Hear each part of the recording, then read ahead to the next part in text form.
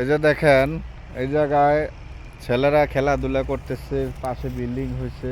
এটা ঢাকা চিটাগাং হাইওয়ে রোডের পাশে, সদর দক্ষিণ উপজেলা। এখানে একটা সময় আমরা দিনের বেলা ভয়ে আসতাম না, যখন ওদের মতো আমি ছোট ছিলাম। তখন আমি এইখানে, আমি না, আমরা কেউ আসতাম না, কারণ এই জায়গাটা একদম নীরব ছিল এবং পাশে সব ডোবা ছিল। এখানে সব সময় পানি লেগে থাকতো ডোবায়। বৎসরে একবার মাছ ধরার কেউ শেষ করে মাছ ধরার চিন্তাও করতো না। অথচ আজকে এই জায়গাটা এত ফরওয়ার্ড হয়েছে, এখানে বিভিন্ন ব্যবসা প্রতিষ্ঠান, কার সার্ভিস, বিভিন্ন কোম্পানি। মানে আমি অবাক হয়ে গেলাম। মানে অল্প, আমার মনে হয় যে কয়েকদিন আগের বিষয়। আসলে আমাদের বয়সটা কিভাবে শেষ হয়ে যাইতেছে।